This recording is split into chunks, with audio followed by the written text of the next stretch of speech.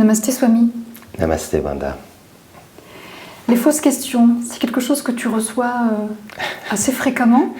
Alors ce sont des questions que les personnes posent en ayant déjà une certaine idée de la réponse ou en induisant déjà la réponse, même déjà dans la façon de poser la question, il y a une réponse qui est induite.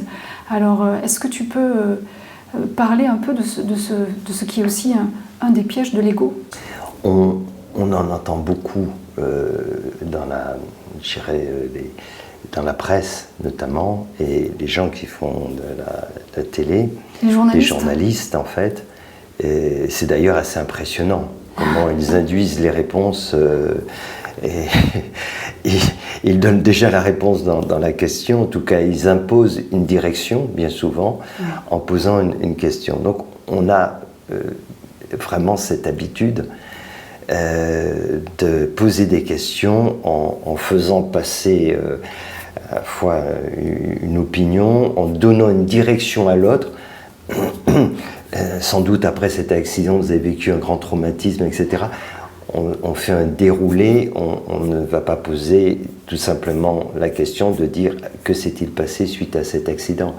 Mais voilà. Et ça pose un vrai problème dans la communication. Parce que ça, pour beaucoup de personnes, ça les embarque déjà dans une forme de réponse, alors qu'ils n'allaient pas forcément répondre de cette façon si on n'avait pas induit une idée derrière cela. Et puis alors, vis-à-vis d'un enseignant spirituel, quand on pose des fausses questions, on sait bien que l'autre ne pourra pas entendre la bonne réponse. Ça ne marche pas comme ça. Quand on pose une fausse question, on n'entend pas la bonne réponse. C'est impossible. Alors, il faudrait rester à donner des fausses réponses.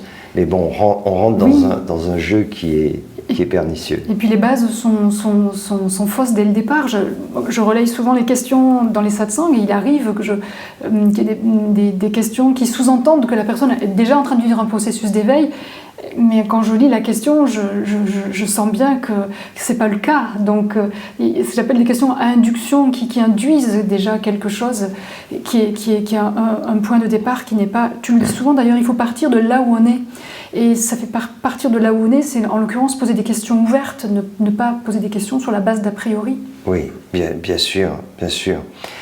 Et parce qu'effectivement, si on part de là, et qu'on pose une question en me disant depuis que je me suis éveillé, il se passe cette chose, et alors maintenant qu'est-ce que vous en pensez?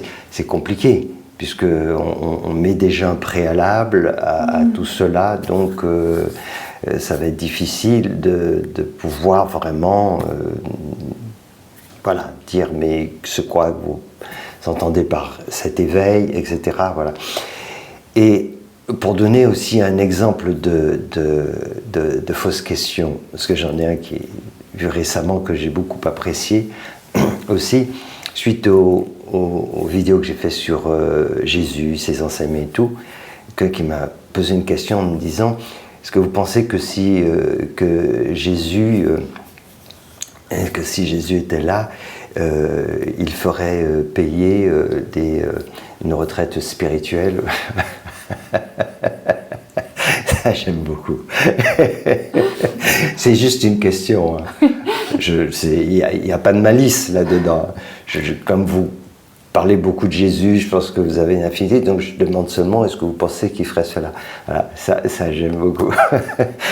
En fait, c'est ce côté-là, ce côté malin du mental, ce côté... Ça manque de franchise. Il faut de dire les choses clairement. Ou il faudrait dire bon, vous faites payer, ça me choque, voilà, de dire pourquoi. Mais parlons clair, vraiment. Disons les choses vraiment. Comme ça, je peux répondre. Je peux répondre que si c'était Jésus en face de toi, peut-être que il te dirait des choses qui ne seraient pas très agréables et te ferait peut-être payer 10 fois le prix.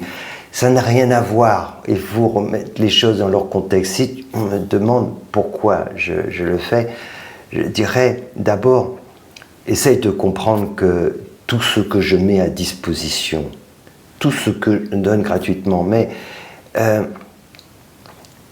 ce qu'il faut réaliser derrière cela, c'est que tu ne pourras pas te dire est-ce que cette personne est un enseignant spirituel parce qu'il a décidé que certaines choses seront payantes. Si c'est ça ton critère, ben tu n'as rien compris.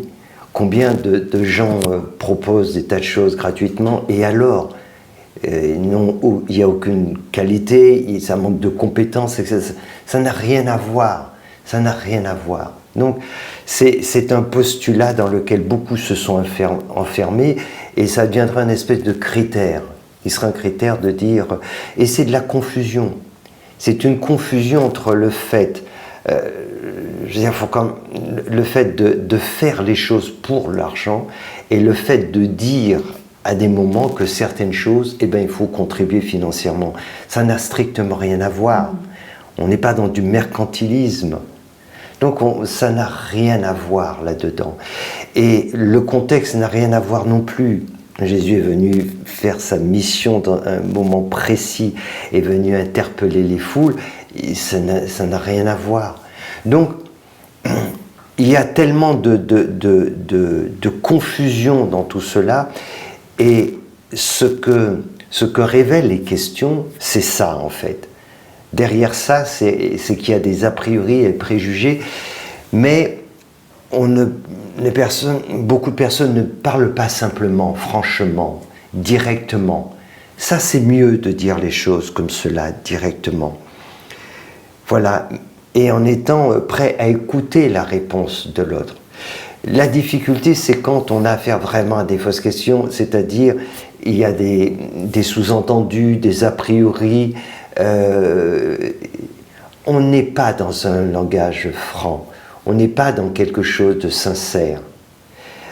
Et tu sais bien, d'ailleurs, tu es bien placé à savoir, à travers cette ONG aussi, qu'on a créée depuis bientôt 17 ans, combien de fois j'étais confronté à cette situation où même des personnes posaient des questions disant « D'accord, je vois bien, mais c'est quoi vraiment les raisons qui vous ont amené à créer cette structure ?» Quand j'ai expliqué, évidemment, les raisons, quand j'ai expliqué pourquoi j'ai fait cela, évidemment, parce que cette souffrance m'insupporte et parce que j'ai l'impression que je peux apporter quelque chose, une fois que j'ai dit tout cela, les gens m'ont posé la question « D'accord, mais les vraies raisons, c'est quoi ?» Ce que tu ne dis pas, c'est quoi les vraies raisons? Voilà, donc là on est dans un langage de sourd parce que l'autre a déjà une idée sur cela et se dit ce n'est pas possible, il y a autre chose. On voit l'autre à son image parce que soit on n'est pas capable de faire cela, parce qu'on ne le ferait pas, parce qu'on ne va pas faire ce que... Mais il y a heureusement des personnes qui se disent « moi je ne le ferai pas », mais ce n'est pas parce que je ne le ferai pas que d'autres ne vont pas le faire. Mais voilà, il y a des personnes qui ne savent pas fonctionner autrement, qui sont dans ce mode de fonctionnement. Et donc à travers les questions, en fait, à travers les questions, il y a beaucoup de choses qui nous sont dites. Il y a beaucoup de choses que ça révèle sur la personne qui pose la question. Il y a les jugements, tu viens d'en parler, des questions qui sont truffées de jugements et qui donc avec des réponses induites. Et j'observe aussi une peur, donc c'est donner des éléments de réponse, c'est déjà une forme de protection parce qu'on n'est pas prêt à tout entendre. On peut exposer un problème et l'exposer comme ça, tel quel, et demander à un enseignant spirituel, que dois-je faire? Par exemple, je peux donner l'exemple de comment est-ce que je peux passer, je ressens l'amour mais de façon sentimentale, comment je peux faire évoluer cet amour qui n'est pour le moment que des sentiments vers l'amour inconditionnel. Et là, tu peux me répondre, c'est une question qui ne pose aucun postulat, simplement un constat de là où j'en suis et comment je peux évoluer. Mais il y a aussi, très souvent, ça revient, cette question, mais comment puis-je aimer les autres si je ne m'aime pas moi-même? Donc ça induit, ça sous-entend que je suis persuadée que je dois d'abord m'aimer moi-même. Donc là aussi, c'est ce que j'appelle une réponse induite déjà dans la question, et pour moi, ça traduit d'abord un manque d'ouverture, parce que si on est vraiment dans l'ouverture totale de ce que l'on peut entendre d'un éveillé, on va poser une question totalement ouverte et on aura, quitte à ce que ce soit une réponse qui nous bouscule et qui va à l'encontre de ce que l'on pense être juste. En fait, c'est vraiment capital, ce dont on parle, c'est-à-dire la question. Et effectivement, elle révèle beaucoup de choses. Beaucoup de choses. Et en même temps, c'est important de poser des questions. Bien sûr. Et d'ailleurs, les gens qui ne posent pas des questions aussi, c'est révélateur.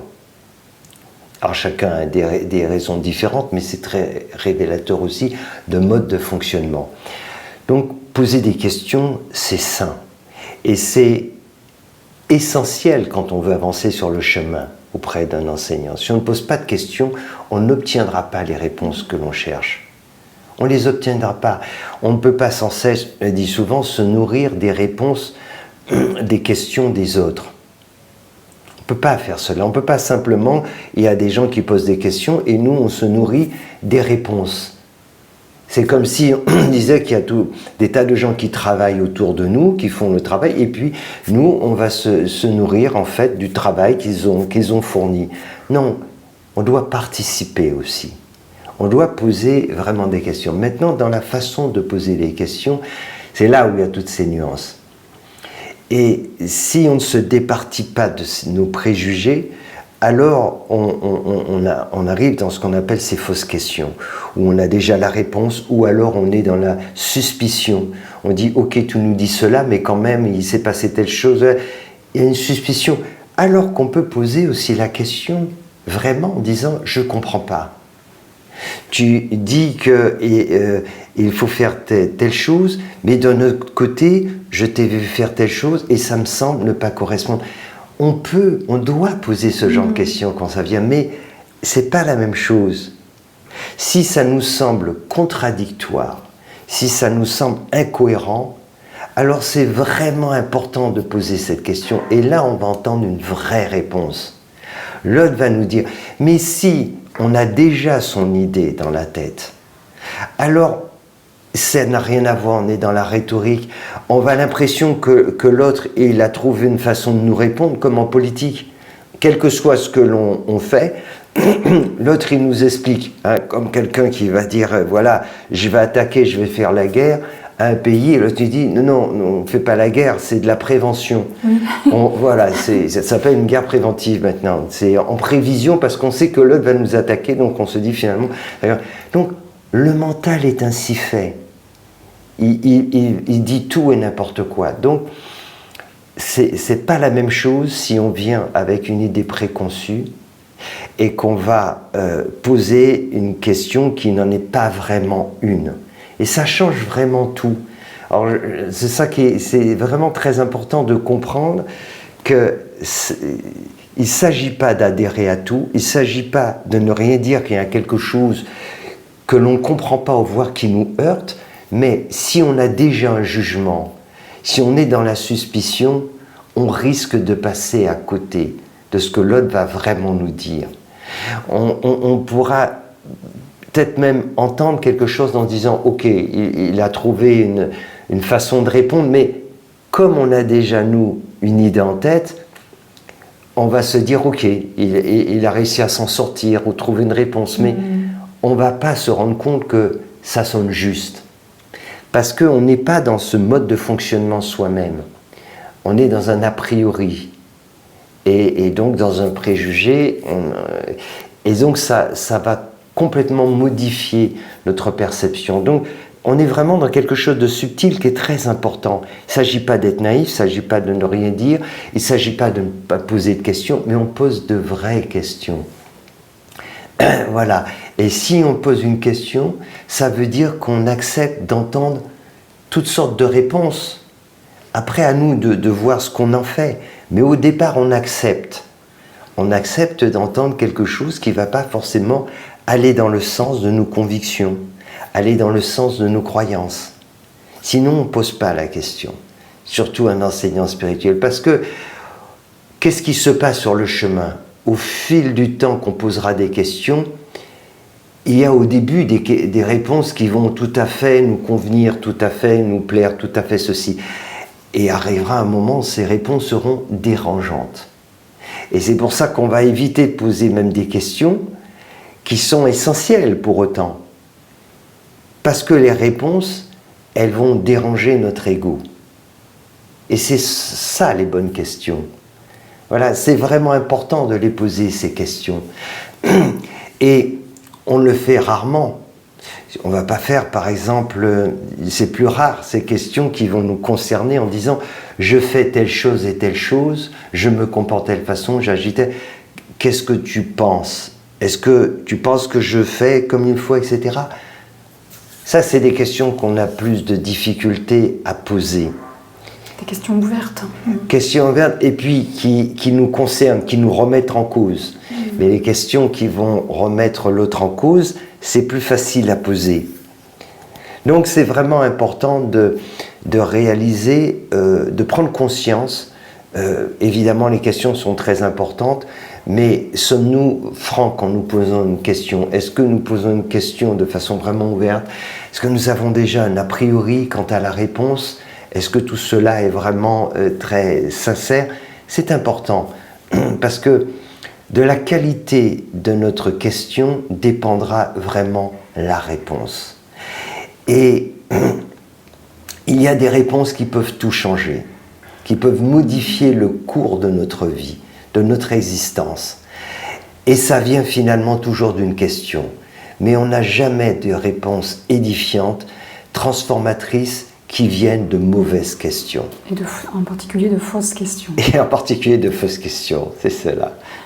Donc si on veut avancer sur le chemin, il faut poser des questions, ne pas hésiter à poser toutes sortes de questions, mais poser de vraies questions. Poser de vraies questions, absolument, et accepter d'entendre les réponses. Merci, Paul. Namasté.